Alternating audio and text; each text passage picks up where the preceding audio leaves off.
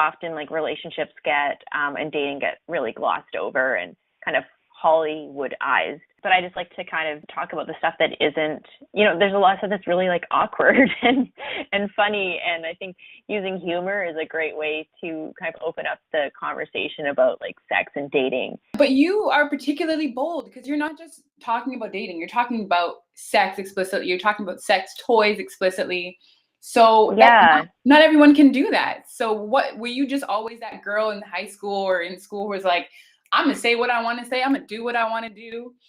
Or what was that journey like? How did you find your voice? Well, it's interesting because I was actually quite shy in high school. I was really into doing like acting and drama club and like dancing.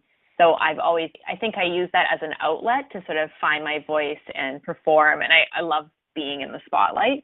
But as far as like dating and being really bold, I was a bit more shy. Like I didn't really date much in high school. I had like one boyfriend near the end, like very end of high school. And then in my 20s, like once I left home and moved away from my smaller size town, I moved to Toronto like when I was 18, and that was like a completely different world. I grew up on the west coast of Canada in Victoria.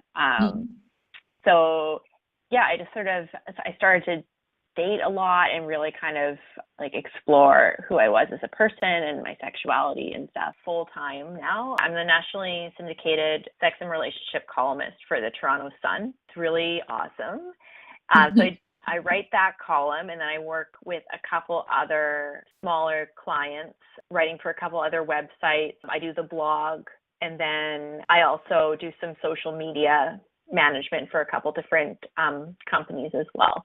So it's pretty much, right now, it's a full-time job. That isn't to say I won't have like a side job, but this is like, writing is what I do. I always tell people like, don't quit your day job unless you have a large sort of cushioning of savings or you're willing to make some major sacrifices. I currently, like, I live with my mother. That was a sacrifice to be able to work on building up.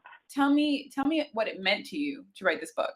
Oh my goodness. Okay. So these are my book. It's a collection of essays basically that are put together as a memoir. It's all about past relationships. The working title right now is The Ex-Boyfriend Letters. Is there any way, I know it's not published yet, but if you could give us a sneak peek of a chapter or something exciting in the book that you're really, really proud of?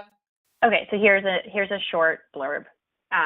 Okay, so this is actually from the book. It says, with every relationship that ends, there's always a pivotal moment when you know you should cut your losses and walk out the door. Whether it's an almost imperceptible glance from your lover that signals something has shifted in their heart, or when you discover your boyfriend has peed in your roommate's car, these warning signs arrive whether we choose to acknowledge them or not. Sometimes we keep quiet when really we should speak up. So the Ex-Boyfriend Letters explores these instances of heartbreak, lust, and personal discovery with painfully familiar honesty and biting humor. Arranged as a collection of letters addressed to the man of her past, the author revisits the defining relationships of her 20s and 30s, setting the record straight and examining her role in the emotional wreckage of each breakup. Intimate and acutely self-aware, the Ex-Boyfriend Letters is a decade-long journey towards the ultimate realization that joy and humor can come from our most painful experiences, and that our mistakes only define us if we let them.